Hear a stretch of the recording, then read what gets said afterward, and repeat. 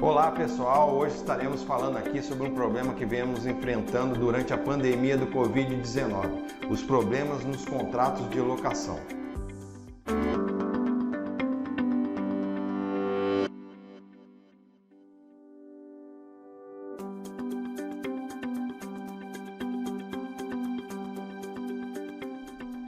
Eu estou aqui com o meu colega Luiz Rogério, Dr. Luiz Rogério, e a gente vai estar abordando essa questão que afligiu a muitas pessoas que durante a pandemia do Covid-19, que são as questões de contrato de locação. Com a diminuição do poder aquisitivo das pessoas, muitas pessoas se viram na impossibilidade de poder honrar com seu compromisso locatício. E dentro disso daí, com a redução de ganho, não estão conseguindo pagar. E aí a pergunta que tem sido muito recorrente é assim: devo pagar ou não pagar o meu aluguel nessa situação? Primeiro ponto que a gente tem que estar analisando, né, Rogério, é sobre a questão legal da coisa. A gente, como intuito nosso do canal, não é levar para o juridiquês e tal, a gente vai estar falando de uma forma bem coloquial, para quem está do lado de fora possa entender, não a questão da lei, qual artigo usar, nada disso. A gente quer que a pessoa tenha um roteiro, dentro da sua questão específica, o que ela deve fazer para resolver o problema. Então, se eu não tenho condições de pagar o aluguel por uma perda de capacidade de pagamento, a primeira coisa, você deve notificar a sua imobiliária ou o seu proprietário de imóvel para informar isso. Por quê? Porque com isso você vai estar informando sobre a suspensão da mora. Suspensão da mora, ocorrendo a suspensão da mora, não vai incidir juros, correção monetária, perdas e danos e etc. Então, o Código Civil ampara as pessoas nesse sentido, de que possa suspender a mora, e suspendendo a mora, você não vai ter os efeitos da mora, que, como eu falei, juros, correção monetária, perdas e danos. E a suspensão da mora se dá por quê? Por caso foi fortuito, entendeu? Devido a uma imprevisão que aconteceu de você não ter mais aquela renda. Então, qual o caminho a se seguir? Na nossa opinião, a gente entende que o caminho do judiciário é o último caminho a ser seguido. Por quê? Porque a judicialização não é bom para nenhuma das partes, entendeu? Então, o momento inicial é de acordo, tentar uma composição entre inquilino, proprietário e etc. Porque as pessoas que estão envolvidas na questão são as melhores pessoas para poder resolver a coisa. Para que delegar isso a um terceiro? Mesmo porque as decisões que a gente tem observado dentro do judiciário têm saído decisões das mais variadas possíveis, entendeu? Então, quando se suspende a mora, não quer dizer também que você vai ter que deixar de pagar. Dentro da questão prática, o que a gente tem observado nas negociações, muitas vezes os proprietários estão dando desconto de 30%, 40% ou até mesmo isentando o seu inquilino de pagamento do aluguel durante 2, 3 meses ou enquanto durar a pandemia, e jogando esse acerto a posteriori de uma forma até mesmo parcelada, ou se ele optar pela isenção, a pessoa vai deixar de pagar o aluguel e o contrato vai continuar normal para frente. Dentro dessa questão também pode ocorrer, até pelo princípio da imprevisão, de você buscar uma renegociação do seu contrato de locação, porque a gente analisa também não só a questão jurídica e a previsão de que o mercado imobiliário, principalmente de locação, sofreu um impacto muito grande. E as pessoas também enxergaram a capacidade de poder estar trabalhando de dentro da sua casa. E estão abrindo mão de ter um gasto de locação, sendo que ela pode trabalhar de casa, entendeu? Então, de um modo geral, só para fechar a ideia, eu acho que o melhor caminho é buscar uma composição e deixar, se for o caso, a questão jurídica para um ponto mais para frente. Eu gostaria de passar a bola agora para o Dr. Rogério.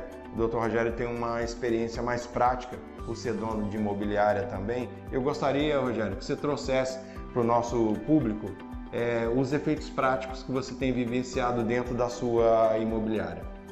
Obrigado. Bom, pessoal, a pandemia, o Covid-19, ele não cria um estado de exceção, não vou pagar. A Covid-19, ela trouxe para um cenário a situação de imprevisibilidade. Não poderia ser previsto num contrato de locação essa situação de redução da capacidade de labor, de captação de recursos e, por consequência, a dificuldade impacta diretamente na habitação, seja ela financeira, pela caixa, seja ela no contrato de locação. O foco hoje é o contrato de locação, vamos falar sobre ele. Na relação contratual, obviamente, prima-se pelo princípio da boa-fé. Se há boa-fé desde o início, muito mais agora deverá ter boa-fé. Uma vez que o proprietário precisa ou utiliza desse recurso para investimentos ou precisa para seu próprio uso, seja ele um aposentado que utiliza desse valor para obter renda, e o inquilino precisa morar. Porém, ele está com dificuldades, está com pessoas doentes, até mesmo afetada pela Covid. Não sabemos quais são os motivos que está impactando na vida daquele inquilino. Eles vão até a imobiliária, eles vão até a administradora do imóvel e pedem uma negociação. Obviamente, para vocês que vão fazer isso, prime-se pela boa-fé. Por que pela boa-fé? Vamos pegar o contrato de locação, vamos entender a qualificação das partes, quem é você, inquilino, que está pleiteando esse desconto. Mediante esse pedido de desconto, vamos analisar qual o tipo de renda que você tem. Se você é um funcionário público, se você é um feirante, se você é um autônomo, enfim, qual a qualidade, qual a forma que você recebe esse dinheiro. Em cima disso, a gente vai elaborar uma maneira de conversar com o proprietário, explicar para ele o porquê do seu pedido e esse proprietário deverá, de uma forma solidária ao momento, ter que aceitar essa negociação. Bom, isso não é isenção de pagar a diferença, isso é uma negociação para que se reduza a quantidade a ser paga, os valores a serem pagos nesse momento. Quando ao final da pandemia, iremos renegociar e ver qual o saldo remanescente para aí sim ser parcelado, ser pago da forma que o mercado for se comportando, for retomando. Rogério, e até só pegando um gancho na questão que você falou, a isenção também é uma possibilidade, desde que haja essa composição entre as partes.